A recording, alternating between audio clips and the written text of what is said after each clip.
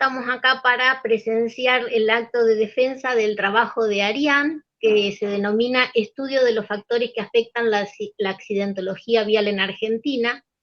El trabajo fue dirigido por Orfel y fue evaluado, bueno, por Orfel, por Nino y por Horacio. Adelante y te escuchamos. El proyecto final de carrera se denomina, como mencionó anteriormente Viviana, Estudio de los factores que afectan a la accidentología vial en Argentina. Esta temática fue elegida ya que es una temática que involucra a toda la sociedad en general, ya sea como conductores o como peatones o circulando por la red pública nos manejamos todos los días, por lo tanto es algo que involucra a toda la comunidad en general. Por ello también es que existen diferentes factores de los cuales se puede abordar esta temática, para lo cual se encuentran interrelacionados entre sí y es necesario hacer un abordaje desde diferentes especialidades en general. Nosotros, para el desarrollo de este proyecto, nos basamos en aquellos que se basan específicamente en las estadísticas, en las pruebas y en los ejemplos realizados en otros países.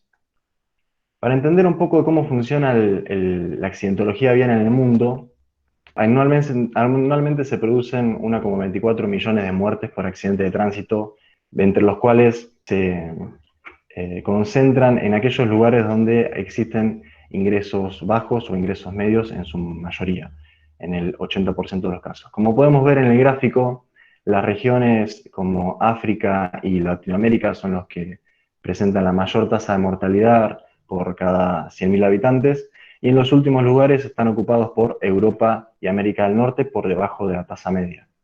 En el caso de Latinoamérica, Brasil, Ecuador y Paraguay son los que presentan la mayor tasa de accidentes por cada 100.000 habitantes. En los últimos lugares se encuentra Argentina, Chile y por último Cuba, por debajo de la media. Si consideramos Latinoamérica, pero ahora la relación entre tasa de accidentes por cada 100.000 vehículos registrados, encontramos que Ecuador lidera la tabla por 17,5 accidentes por cada 100.000 vehículos, 10.000 vehículos registrados. En segundo lugar, Cuba, que en la tabla anterior estaba en el último lugar, seguido por Paraguay, y en los últimos lugares, con los menores valores de tasa de accidentes, se encuentra Costa Rica, Uruguay y por último Argentina.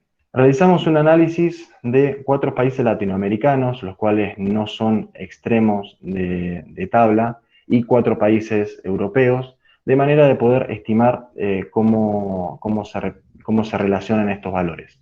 Utilizamos una fuente distinta y un año distinto para corroborar que las relaciones se sigan manteniendo en función de las diferentes fuentes que se analicen. Como podemos ver, en prácticamente todos los casos, los países europeos presentan 2 o 3 veces menos cantidad de accidentes, ya sea relacionándolo cada 100.000 habitantes como cada 10.000 habitantes. En Argentina, anualmente, según las fuentes oficiales emitidas por el Observatorio Vial Nacional, se producen 5.493 víctimas por accidente de tránsito.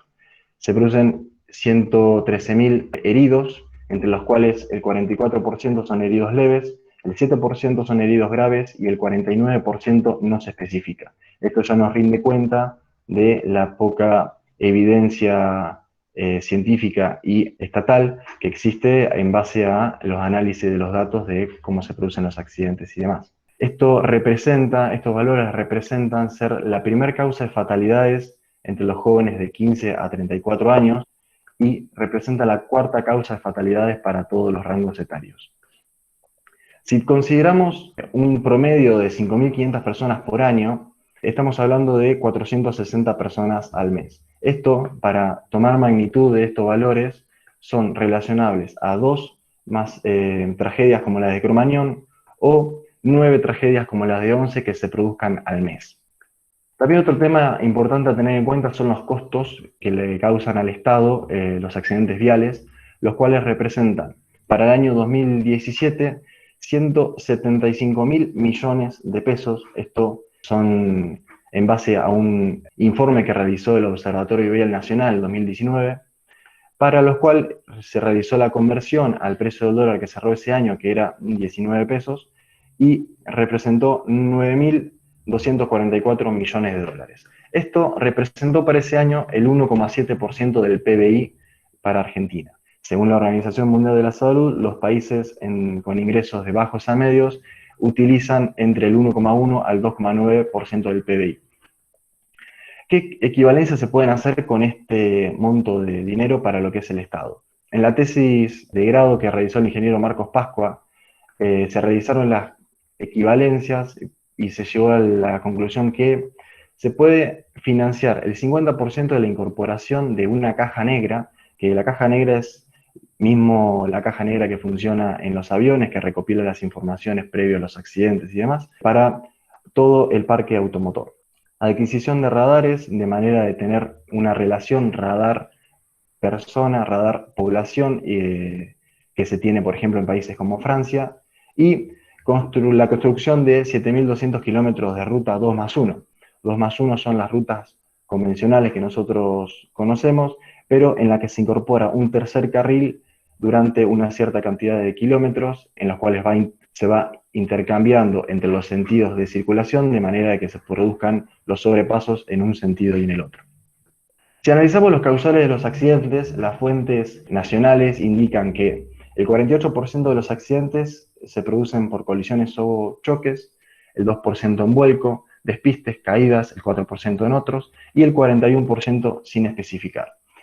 Tener esta incertidumbre en los valores nos indica que tenemos que buscar en otras fuentes que no son estatales para el análisis de los datos. Por lo tanto, se llegó a un estudio que realizó CESBI, que es la Central de Estadística de Seguridad Vial en Argentina, y realizó durante los años 2004-2016 una recopilación de todos los accidentes, donde se llegó a la conclusión que el 89% de los accidentes se producen por fallas humanas, el 9% por fallas en el medio y el 2% por fallas en el vehículo.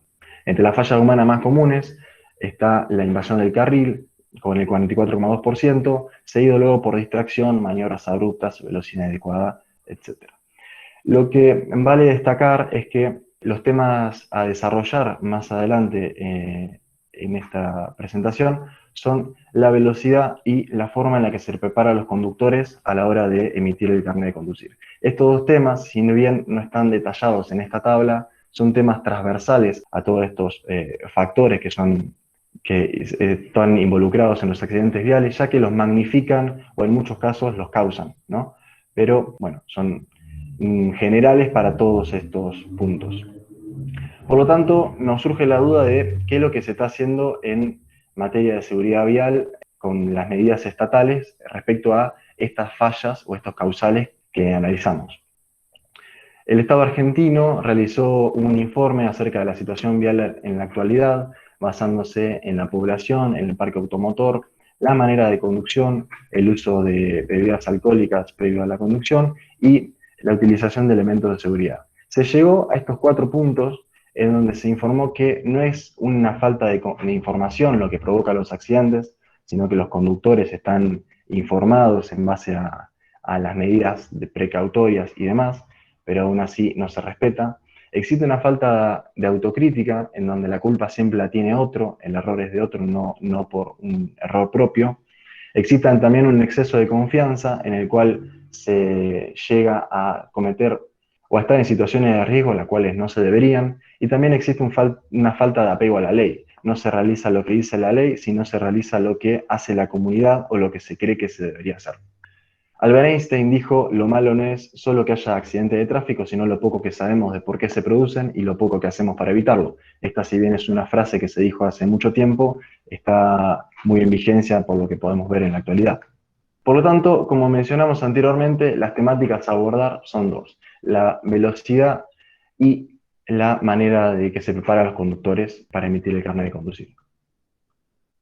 Si analizamos la velocidad, podemos ver que Argentina presenta en zona urbana 40 kilómetros por hora para lo que son las calles y 60 kilómetros por hora de velocidad máxima permitida en lo que son las avenidas, superado únicamente por México, la cual cabe destacar que tiene una tasa de accidentes similar o en muchos casos mayor a la de Argentina, y luego por todo el resto de los países es inferior. Si analizamos en zona rural los caminos de dos trochas de sentidos opuestos, podemos analizar la misma consideración, que es únicamente igualada por México, luego el resto de los países utilizan velocidades muy inferiores, sobre todo si analizamos Europa, y es igualada, o por lo menos un poco más cerca, en caminos donde tiene una seguridad muy superior a la de dos trochas por sentidos opuestos sin separación. En el caso de autopistas, la velocidad límite es 130 km por hora, igualada por algunos países europeos y prácticamente la velocidad máxima estipulada para todo el mundo.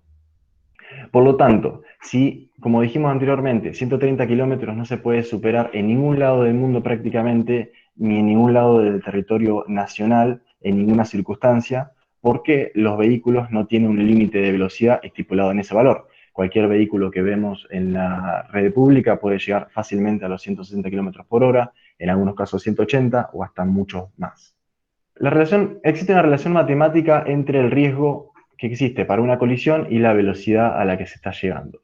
Generalmente las fórmulas que estipulan este riesgo se basan en dos. Una en la ley de potencia, en las cuales la velocidad está elevada a una cierta potencia, que es una constante, y la ley exponencial, en la cual se eleva a una función exponencial la constante de la velocidad.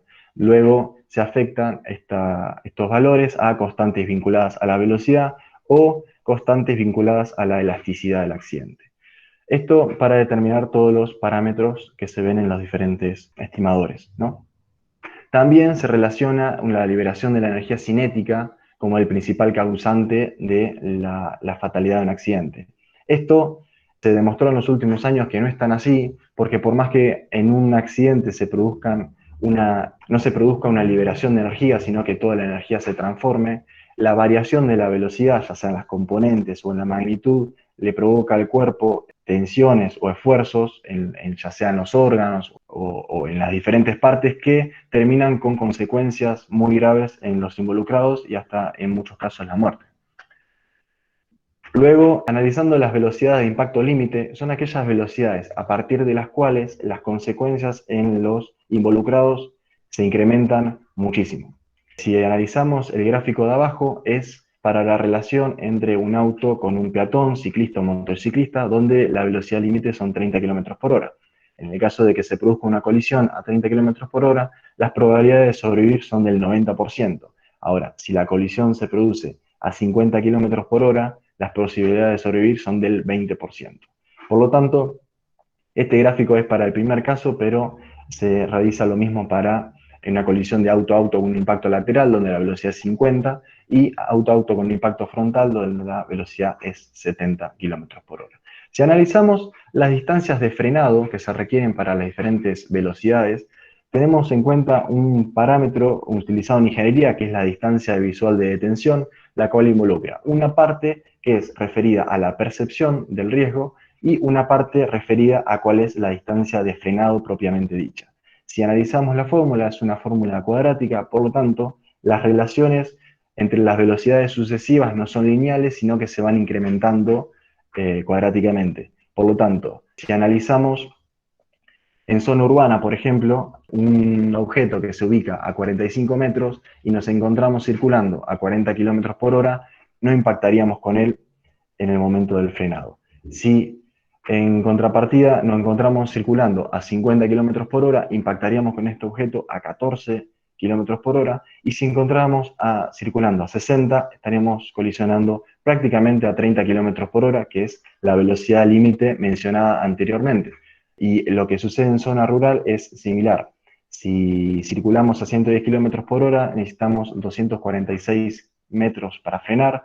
A 120 km por hora necesitamos 44 metros de frenado extra, que son un 18% más. Y si estamos circulando a 130 km por hora, necesitamos prácticamente la distancia de una cuadra, y que representa casi un 40% más de distancia de frenado.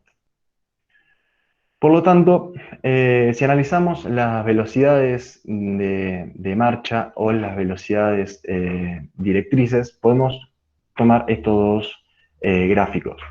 En el primer caso, la velocidad directriz es la velocidad a la cual se desplaza un vehículo en un trayecto en el cual se encuentra libre y puede circular sin ningún impedimento, y la velocidad media de marcha es la velocidad a la cual se desplaza un tren de vehículos en una cierta distancia, y de allí se determina el tiempo, por lo tanto se toma cuál es la velocidad a la que se concluyó, ¿no? Si analizamos la velocidad de 110 km por hora y de 130 km por hora, vemos que la diferencia entre las velocidades media de marcha es de 14 km por hora. Esto es lo que nos lleva a que si estamos realizando un recorrido de 200 kilómetros, representaría llegar unos 17 minutos antes a destino.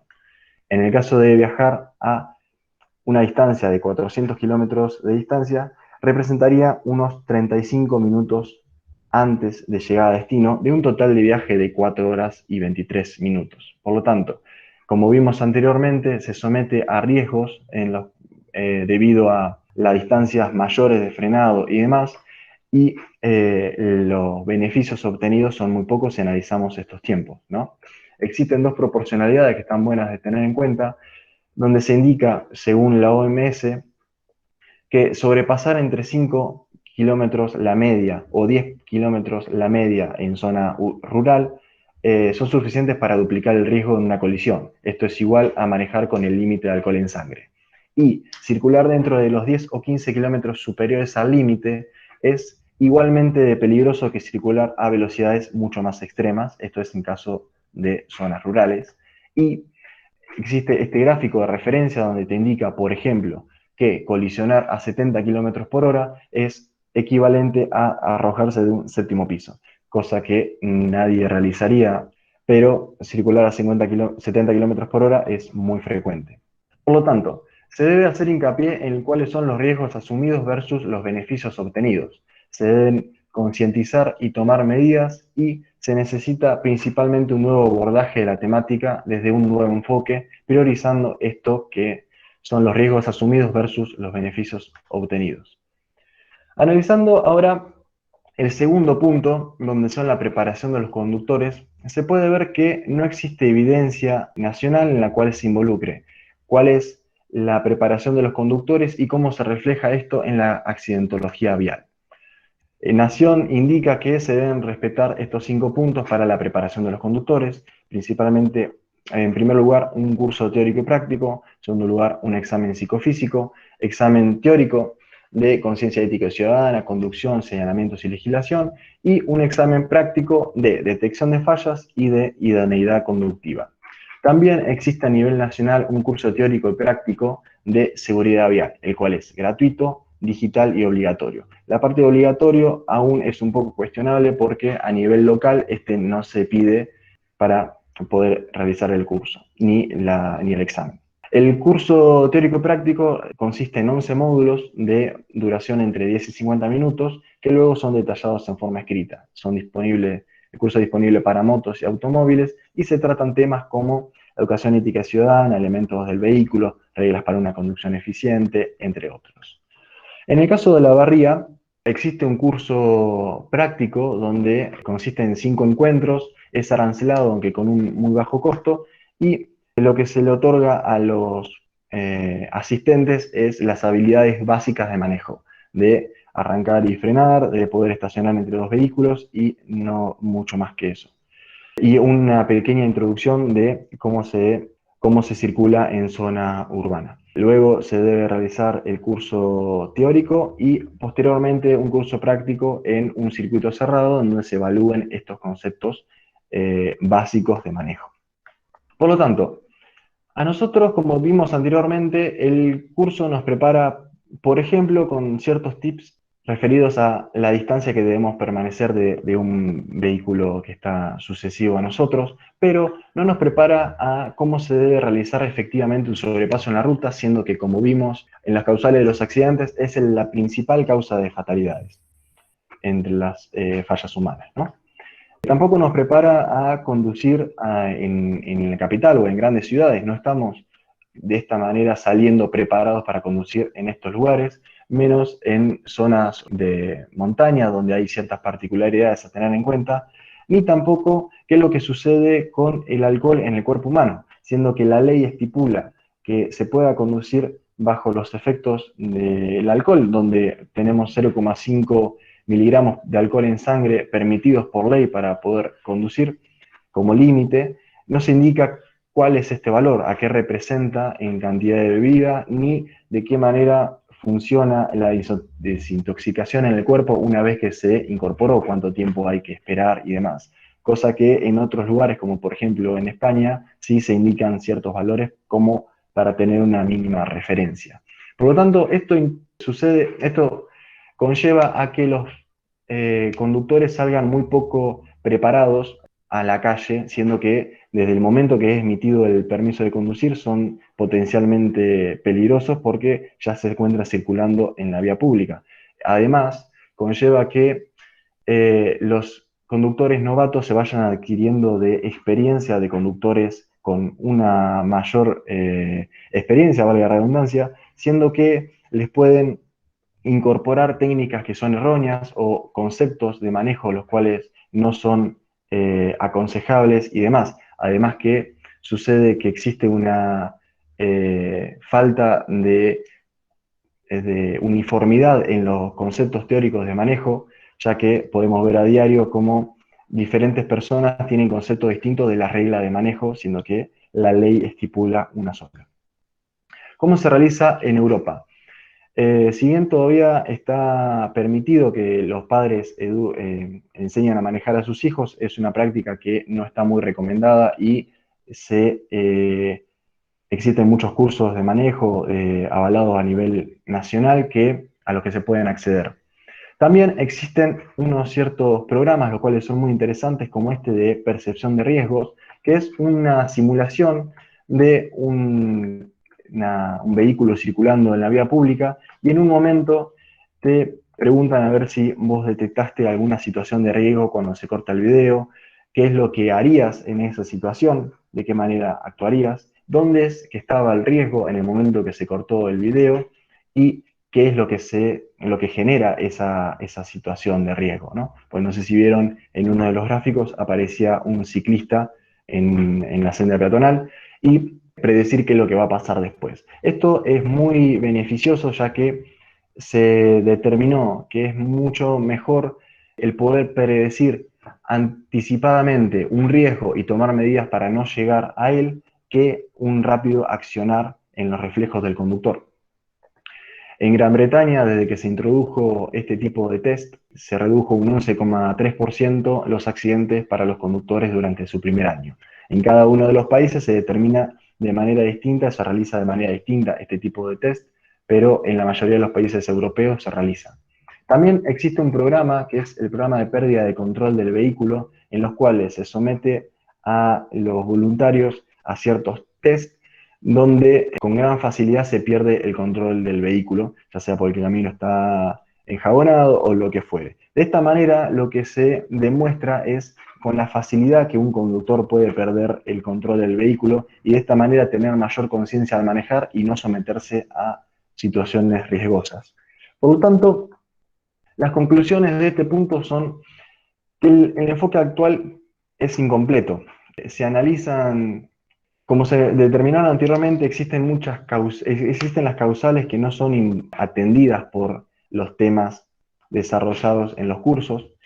Los conductores inexpertos son inducidos por conductores de mayor experiencia, que como determinamos anteriormente, esto trae consecuencias muy desafortunadas, y la preparación de los conductores debe ser un tema prioritario en el abordaje de la temática. También lo que sucede es que a partir de lo que pudimos desarrollar en esta presentación, se utilizan recursos del Estado, por ejemplo, para mejorar el estado de las rutas o incorporar mayor seguridad en las rutas, pero no se controla el límite de velocidad de los vehículos, no se controla el límite de la velocidad a los cuales los conductores puedan circular.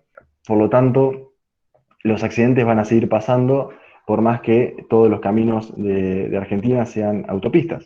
También se trabaja mucho en lo que es la seguridad de los vehículos, pero no se trabaja en que los conductores sepan utilizarlo, ni que tengan por lo menos la uniformidad de los conceptos de reglas de manejo en todo el territorio nacional. Por lo tanto, se realizó una propuesta de estos puntos de una manera de poder arrancar o comenzar a trabajar en estos puntos de accidentología vial, siendo que, como dijimos al principio, estos dos factores no son los únicos que afectan la accidentología vial, pero sí, como se demostró, tienen una incidencia bastante importante. En primer lugar, se debería reducir la velocidad de circulación en calles y avenidas a 30 kilómetros y 50 kilómetros por hora respectivamente. Esto para que se encuentre en concordancia de las velocidades límites que pudimos ver anteriormente. También en zona rural mantener la velocidad máxima que se encuentra en la actualidad, pero con regímenes más estrictos de control. Sabemos que las velocidades en las rutas son de 110 kilómetros por hora, pero muy a menudo podemos ver cómo estas velocidades se superan. También exigir por ley que los vehículos no puedan desarrollar velocidades superiores a 130 kilómetros por hora. Como vimos anteriormente, no tiene razón de ser porque se podría conducir a una velocidad mayor si no existe un lugar donde se pueda realizar. Bueno, cambiar las señalizaciones verticales y horizontales, donde se estipulan estas velocidades. Y estos dos puntos, este y el siguiente, son en conjunto, donde aumentar los controles de velocidad durante varios meses hasta que el número de infracciones se vea reducida y crear una campaña de concientización que conste de dos etapas. La primera de fuerte impacto público en un corto periodo de tiempo y la segunda priorizando la difusión en lugares educativos. Estos dos puntos, tales como se realizó la campaña de control por el coronavirus, donde se estipularon medidas muy rígidas de control y además una campaña muy fuerte de concientización donde se llegó a toda la comunidad, funcionaron muy bien en forma conjunta de manera de llegar a toda la sociedad y de que se aplique de manera conjunta. Una implementación así en conjunto sería necesaria para poder cambiar los hábitos que se encuentran instaurados en la sociedad, ya muy arraigados y desde hace mucho tiempo.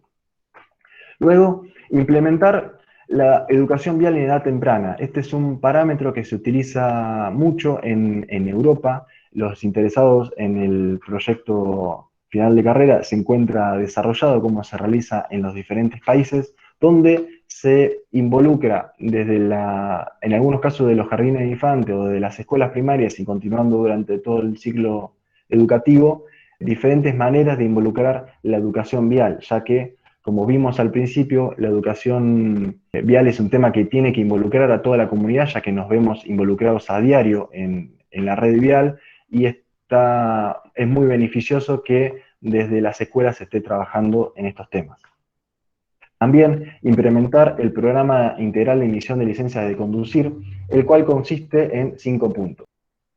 En primer lugar, la incorporación de un curso de manejo arancelado, el cual sea más exigente que el que encontramos en la actualidad, que conste de diferentes partes donde se prepare al conductor en zona urbana, en zona rural, además de conceptos de manejo, de conducción segura y de percepción del entorno. En un segundo lugar, un curso de manejo virtual similar al actual, pero con una mayor precisión y detalle y sobre todo en conceptos en los cuales los conductores novatos se pueden apoyar para tener técnicas conductivas seguras. Un examen teórico de validación de conocimientos, donde en una primera parte se evalúen los conceptos teóricos de manera que se realiza en la actualidad, pero también con una mayor precisión, y en la segunda parte un test de percepción de riesgos. En el cuarto lugar, un examen práctico de técnicas conductivas, que en el primer lugar se realizará en un circuito cerrado para evaluar el control del vehículo, y en un segundo lugar se realizará en zona urbana y en zona rural de manera de poder corroborar que las técnicas de conducción sean seguras. Y también una técnica que se utiliza mucho en Europa es la capacitación posterior a la emisión del permiso, donde los conductores novatos deban asistir a una serie de encuentros en donde se debatan de estas técnicas conductivas, también se evalúe en un periodo posterior al cual se otorgó el permiso, que estas técnicas sigan siendo seguras y también se discuten con otros pares en cuestiones que le hayan sucedido y demás.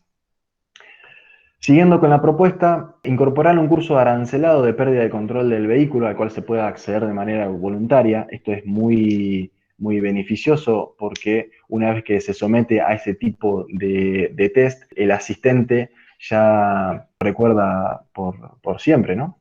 Y por último lugar, incorporar un sistema de recolección de datos donde se recopilen estadísticas certeras sobre los accidentes. Como vimos anteriormente en la presentación, existen muy pocas estadísticas nacionales en las cuales uno se pueda basar para hacer el análisis, y esto es muy importante de determinar dónde se producen los accidentes, de qué manera, quiénes son los conductores, porque muchas veces pasa que en los análisis se indica cuál es el rango etario de los accidentados, pero no se indica si estaban conduciendo o en qué parte del vehículo se encontraban y demás. Por lo tanto, el recopilar estadísticas certeras es fundamental para un proyecto de reducción de accidentes. Muchas gracias por su atención.